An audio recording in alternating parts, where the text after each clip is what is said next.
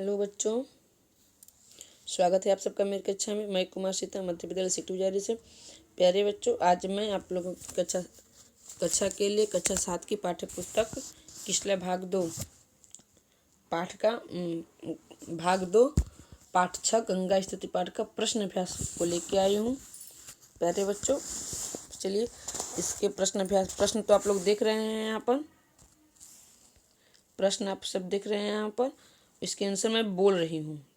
कुछ छोटा जो होगा उसको लिख देंगे और बड़े मैं बोल रही हूँ, आप उसे ध्यानपूर्वक सुन करके अपने कॉपी पर लिख लीजिएगा। तो चलिए तैयार हैं। पहला हम लोग का सवाल है, गंगा स्तुति कविता के कवि कौन है? गंगा स्तुति कविता के कवि कौन है? तो विद्यापति जी हैं। हम लोग लिखेंगे गंगा स्तुति कविता के कवि विद्यापति जी हैं।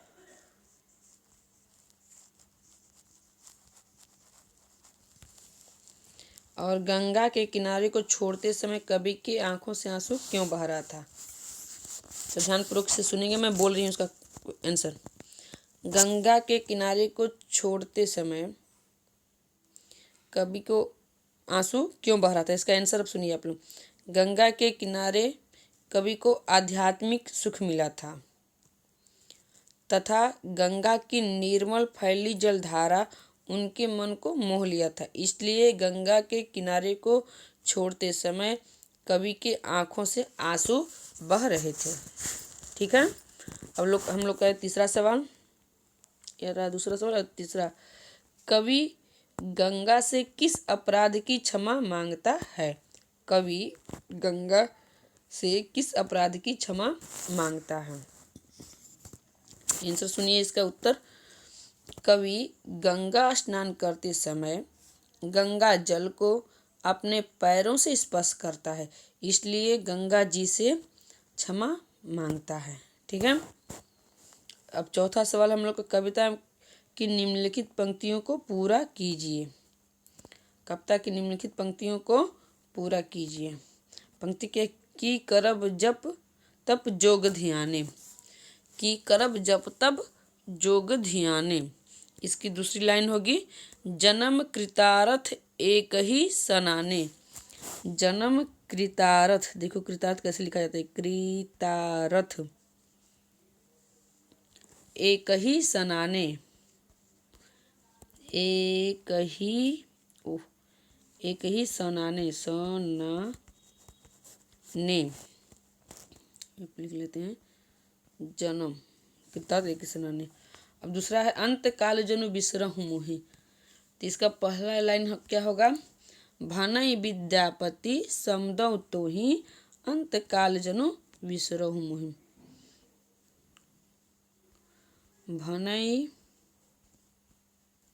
विद्यापति समदौ तोहि,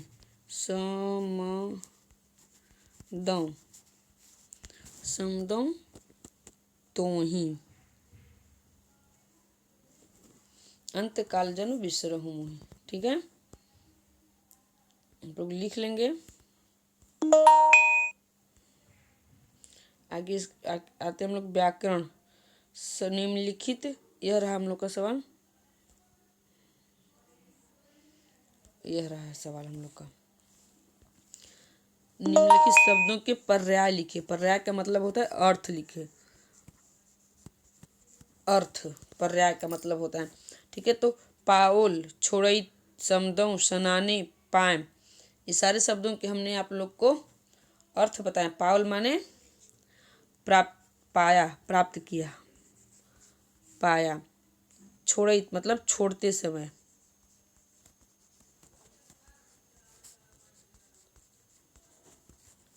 समदौ क्या है? समदौ माने प्रार्थना करना, प्रार्थना करना। सन माने नहीं होगा, यहाँ सनाने होगा, मतलब स्नान, स्नान, नहाना जिसे हम लोग बोलते हैं। पाय माने पैर, पाय माने पैर। ठीक है। तो इसे आप लोग अच्छे से लिख लीजिएगा और याद कीजिएगा।